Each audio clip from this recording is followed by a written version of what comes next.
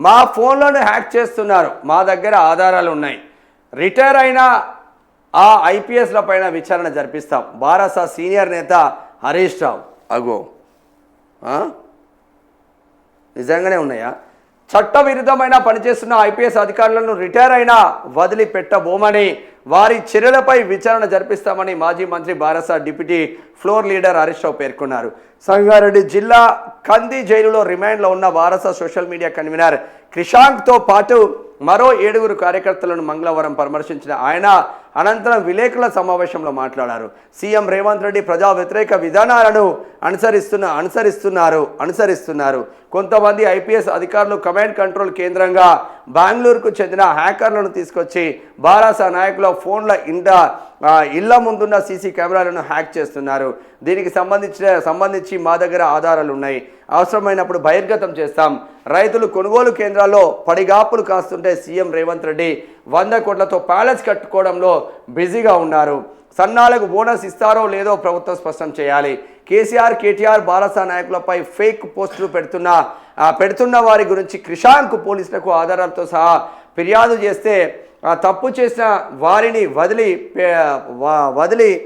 వదిలిపెట్టి ఫిర్యాదుదారుని అరెస్టు చేయడం అత్యంత దుర్మార్గం. ప్రభుత్వ తప్పులను ఎత్తి చూపినందుకే ఆయనపై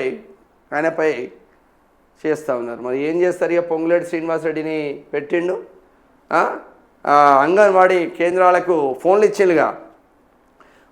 బయటనే 7,500కు దొరుకుతున్నాయి.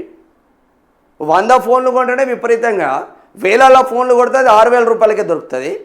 ఆ ఫోన్ 11,500 రూపాయలు పెట్టి మన సీతక్క గారి ఆధ్వర్యంలో కథ దడిచింది. దాదాపు మంచి కుంభకోణం చేసింది. దాంట్లో సీతక్కది బయట పెట్టిండు. పొంగులేటి సీనన్న ఈ దందాలు, క్రషర్ మిషన్ల దందాలు కావచ్చు, భూదందాలు కావచ్చు, అవి బయట పెట్టిండు క్రిషాంక్.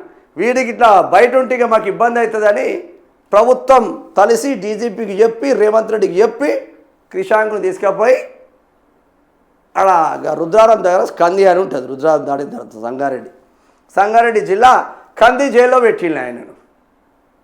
చెంచల్ కూడా చెర్లపల్లి జైల్లో ఉంటే నాయకులు వస్తూ ఉంటారు పోతూ ఉంటారు అని దూరం పెట్టిండు. మా ఫోన్లు కూడా హ్యాక్ అవుతూ ఉన్నాయి. సీసీ కెమెరాలలో, ఇంటి ముందు ఉన్న సీసీ కెమెరాలలో వేరే సాఫ్ట్వేర్ పెట్టి దాన్ని హ్యాకర్ చేతికి ఇచ్చిండు రేవంత్ సర్కార్ అని చెప్తా ఉన్నాడు.